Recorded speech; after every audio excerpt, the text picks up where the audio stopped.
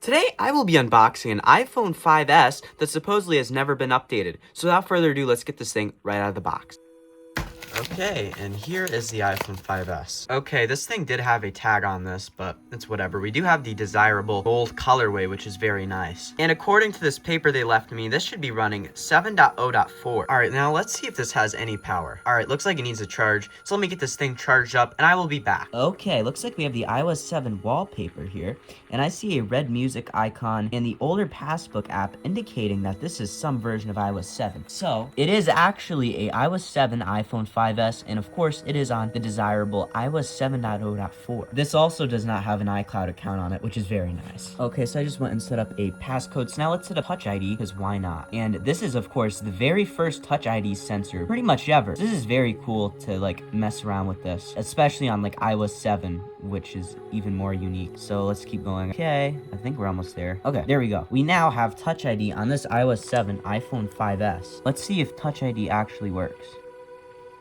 Wow, there we go. Let's go. That is amazing. Okay, so it looks like we have another zero cycle device, which is very good. So that means this has never been OTA updated. And this must just be a later manufactured device. And yes, that is 2014 and it's not 2024. Sometimes coconut battery will freak out and it'll do this thing where it adds 10 years. You just have to subtract about 10 years for it to be correct. So now let's get into the specs and history of the iPhone 5S. It was released September 20th of 2013 alongside the iPhone 5C, and it features virtually the same design as the older brother, the iPhone 5. As if we compare this to the 5S, of course, you can see it features the same boxy orange screen, of course, glass cutout, metal finish type of design here, and it has the same speaker design and everything like that. Although, if you're really looking at the flash, you can see the flash is different because it's, of course, better, and we'll get into that. So what I'm saying is, don't let the similar appearance deceive you. This thing is insanely powerful compared to its predecessor. It of course now features the 64-bit chip for the first time in any iDevice. As before on the iPhone 5 and devices that came before it, it featured a 32-bit processor.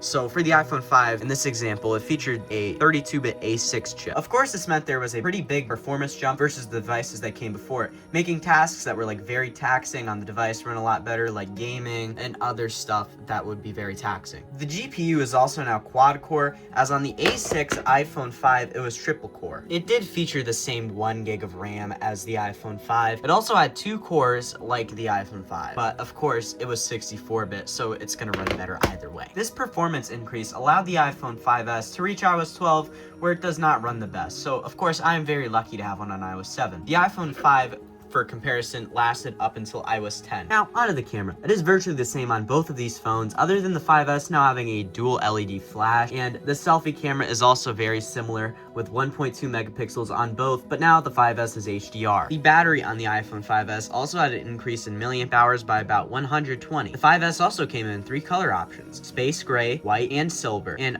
of course, the very cool looking gold color. Space gray would also replace slate on the iPhone 5, and I prefer slate much more, if I'm being honest. They also both had storage options ranging from 16 all the way up until 64 gigs. Now, there is one thing that iPhone 5S added that wasn't on anything before, and it was nothing like it. It had a fingerprint reader. It was called Touch ID, and you could set up your own fingerprint to your device, and it's a lot easier to open up your device like this. And it's just a lot better than hitting slide to unlock or putting in a passcode or whatever.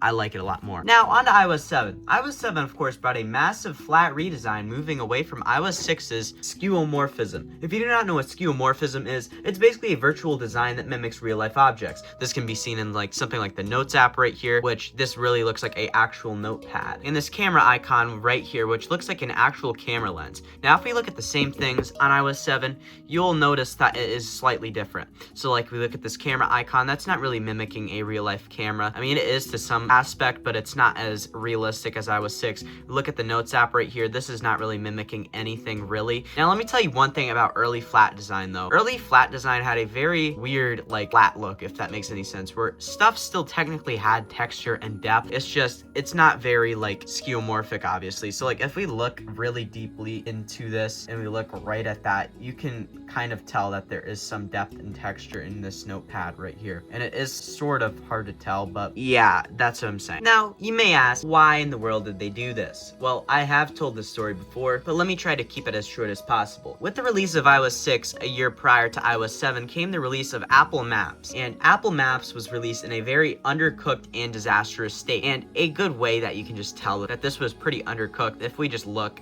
right at that maps icon right there. It literally depicts a driver driving off an overpass in the icon itself. The lead dev of Apple Maps at the time and the main designer of iOS 6, who also preferred skeuomorphism, Scott Forstall, was supposed to sign an apology for the disaster that Apple Maps was, and of course he ended up not doing that. The result of that was him being fired and Joni Ive becoming the new designer, who always preferred more minimalistic designs. So of course, thus came the very flat redesign of iOS 7. It was very radical, and pretty much everything that you look at is pretty much redesigned. Now onto some other features that happen to not be the overall look, like the control center, where every control that you would use on the daily is condensed in this one little panel that you can access by just swiping up.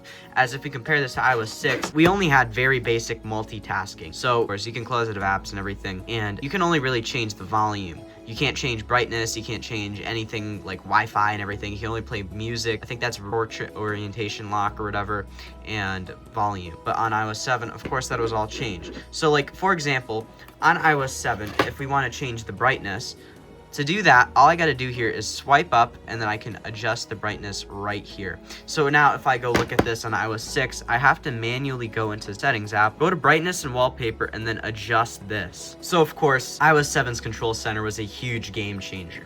And onto multitasking itself on iOS 7, it was improved very much more, and it was a lot easier to use and a lot easier to reach. So to access multitasking, it was separated from like the actual control center, of course. I just hit the home button twice, and I can go over here, I can view everything that I want to close out of, and all I have to do to close out of something is I just have to swipe up like this.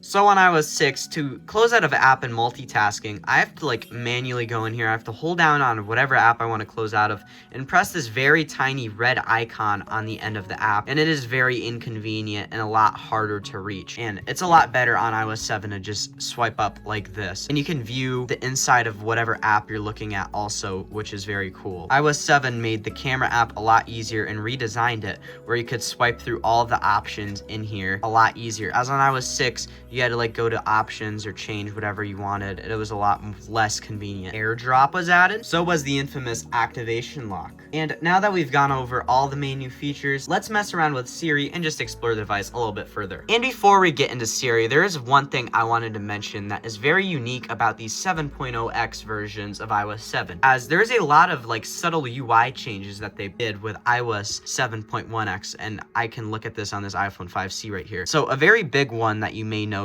is the power off screen. So this is iOS 7.0x, and it looks significantly different. It has no blur whatsoever, and it has this weird like blurry like rectangular type transparent design here. And on iOS 7, everything is blurred off, and you have this like very rounded off like whatever slider type thing here. And it also has slightly different animations, as this would like, let me show you quickly.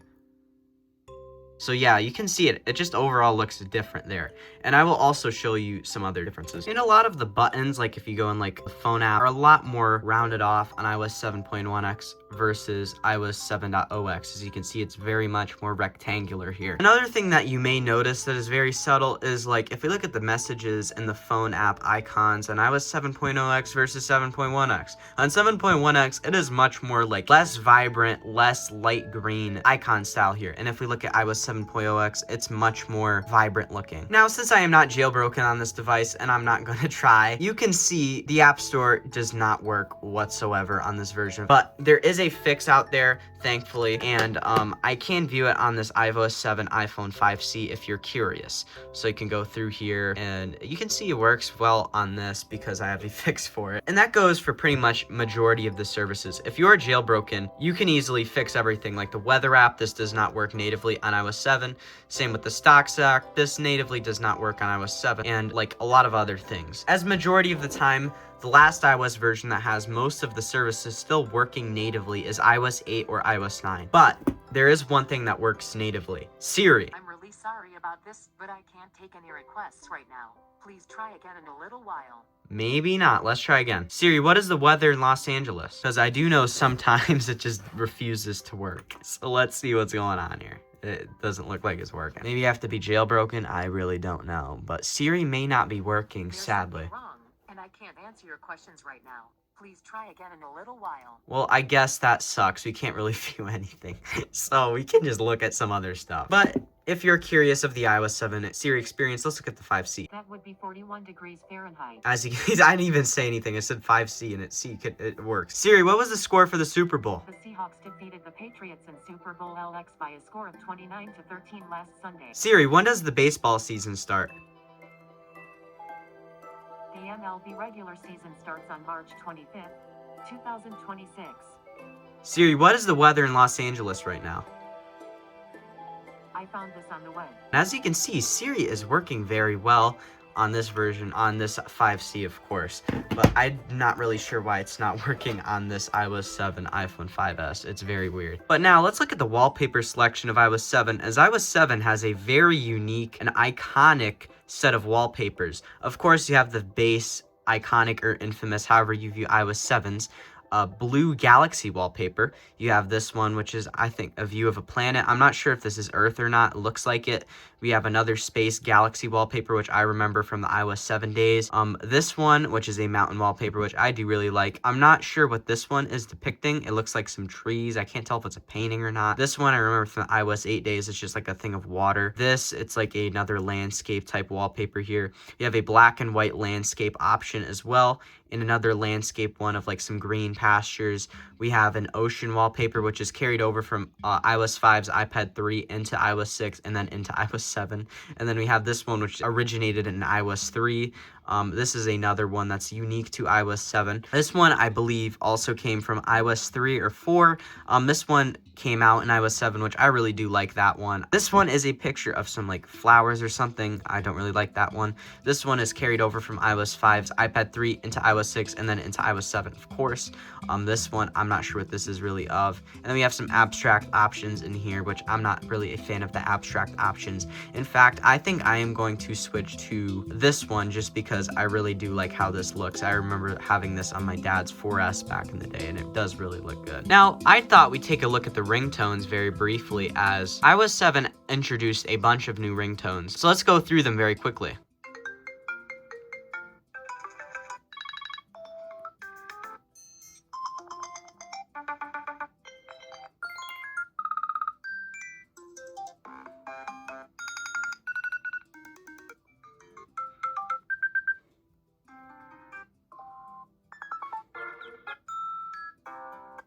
And there you go, you can see all of them. And now let's go through the alert tones as well.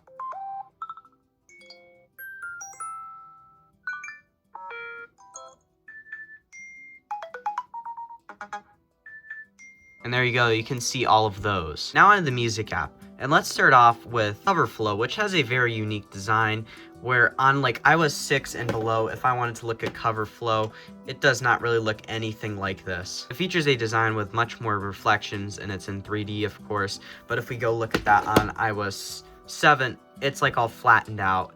And it's a lot more boring looking, if I'm going to be completely honest. But I am going to use this thing as an iPod, to be honest. I'm just going to sync a ton of stuff to this thing, and I'm just going to listen to a lot of music on this thing instead of getting any games on this thing, because I'm going to refrain from jailbreaking this one specifically. And if we can't look at the Maps app, because that doesn't work, because I don't have Wi-Fi, and it's not going to work anyway. It doesn't work anything. Like, nothing works on this version, sadly. We can take a look at the Clock app, but there's nothing really interesting in here. We can set an alarm and stuff like that, so you can hear the sounds. But yeah, you can set a timer, stopwatch, stuff like that. And yeah, we can take a look at the calculator briefly, and it looks quite unique, and as is really early flat design, if I'm being honest. And nothing really works on this early version of iOS 7 without jailbreaking.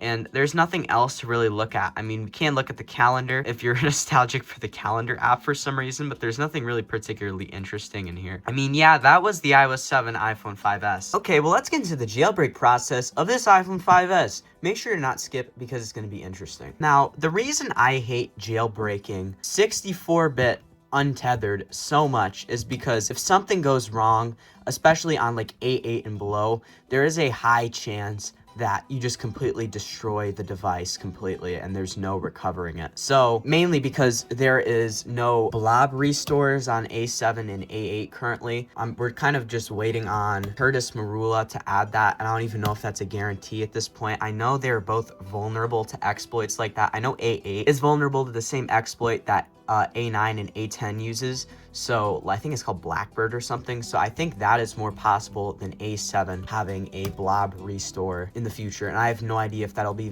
even be untethered or not. So anyway, I don't think this has been OTA updated either, if I'm not sure, because we're going to use Evasion 7 to attempt to jailbreak this. So this doesn't matter because if you do an onboard blob dump, I'll show you, it's going to automatically try the jailbroken method. It's like I can put in the password, you can see it doesn't do anything. So what we have to do basically is we have to go boot the SSH RAM disk for iOS 7. And we're going to use the default iOS 12 one. If it doesn't boot, we're going to use the iOS 7 one basically. So let's hit yes. And it's now going to go boot up the iPhone 5S or iOS 12 RAM disk. Okay, so I'm now going to send this to recovery mode, and it's now going to take a second to pick it up in recovery mode. Okay, next step is to put this into DFU mode, so I'm going to take my time to do that. So I gotta hold the top and home button for about 8-ish seconds, and then you know the rest. I gotta let go of the top button and keep holding the home button. So let me do that right now. I was a little bit early with that, but it hopefully should still work. We'll have to see what goes on here, but yeah. Okay, looks like it placed it into PwnDFU with no issues right there. So, yeah, I'll come back to you when this RAM disk is booted and we can dump blobs. It appears we booted with no issues, so all I have to do here is hit dump blobs. And I don't see any issues there, so I'm just going to hit reboot. And every time this happens, it always boots back in recovery after you do a RAM disk, or it doesn't boot whatsoever, which looks like what is happening right now. And don't worry about this. This is, like, completely common. Like, I'll show you how it works. So, like, I can go in here, it's going to detect it in recovery mode, but there's nothing on the screen, right? So I hit recovery and try to exit it, and then it boots back into nothing. So A7 has this very common issue when you boot the iOS 12 RAM disk if you're on like iOS 7 or iOS 8. So what it does basically is it breaks it and doesn't allow it to boot. So to fix this, you always have to go and use the iOS 7 and 8 RAM disk to fix this, of course. And I know this because I've had this happen before, and I almost thought I broke an iOS 7 iPad Air. So anyway, let's see what happens here. Okay, so now I have to send this to DFU mode. So let's do that right now. So top and home button for 8-ish seconds, of course. And the whole goal with this is to try to get it to boot into actual recovery mode where we can reboot back into the operating system. So yeah, let's see what it does here. Okay, we are in PwnDFU mode right now. So yeah, okay, that wasn't booting for a second. So what I did to fix that was unplug and replug in the device while it got stuck, as it said. So now I'm just going to attempt to reboot it right from here, and we'll see if it successfully boots or not and goes in recovery mode. Okay, so that is a very good sign, and that is what we want. So we're going to try to go here, and we're now going to try to exit recovery mode and see where we go. So let's see what happens. Will we be back in recovery mode? Usually it would go right back in recovery mode like right now, and I don't see that happening. So we'll have to see what goes on. It looks like it's booting. I just felt the vibration thing it usually does when it boots. So yeah, and there we go. We are booted. Okay, to attempt to jailbreak this thing, I'm going to try iOS CFW's guide for Evasion 7. I don't think this thing has been OTA updated because of just based on when it was manufactured. So, I mean, hopefully that is a good sign that this goes well. It doesn't say anything about installing iTunes, but I already have iTunes installed anyway. But, yeah, now for the horrifying part of will this hyper rare iOS 7 iPhone 5S be destroyed or not? We'll have to see. Okay, so I am now going to connect this device up to my Windows computer. Now let's see if it gets detected or not. Okay, it's locked with a passcode, so I'm just going to unlock it here. Trust, so it says to connect and reconnect, so I hit the trust dialog. It's in like a trust loop where it keeps getting disconnected. Very weird. Maybe I have to exit out of iTunes? I don't know. Nothing is wrong with the cable, that's all I know. Yeah, do you hear that? It keeps getting disconnected every time I hit trust. Maybe I have to disable passcode, we'll see. Alright, so I did just turn off the passcode and it's still going in this like trust loop thing here. So I don't know what I'm supposed to do. Trust this computer. Look, watch what I'm doing. Trust. You'll hear it disconnect in a minute. Look.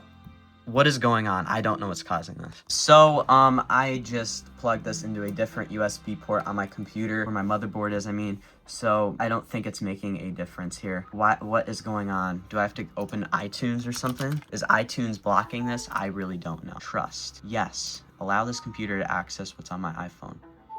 Unknown read error. What? Yes. Trust. Cannot connect to this iPhone. What is going on? I don't know what's happening. I just turned off airplane mode. I don't think that's making a difference. So, in a last-ditch effort, I'm going to try to do a hard reboot on this iPhone 5S because all of my music is on this Windows 10 computer. So, I really need this to work if I even want to sync anything to here, which is what I kind of want to do, so I can show off all my music and everything. So, we'll have to see. Nope, we're still trust looping. So, I don't know what to do here. I don't know how I'm going to get any content synced to this device because there's nothing wrong with this cable. I'm going to try a different cable, but I don't know. All right, so what I ended up doing was clearing the lockdown file for iTunes or whatever, or Apple or whatever, and it ended up fixing it. So I think we're good. Okay, so let's try hitting jailbreak. Error to retrieve package info from the internet.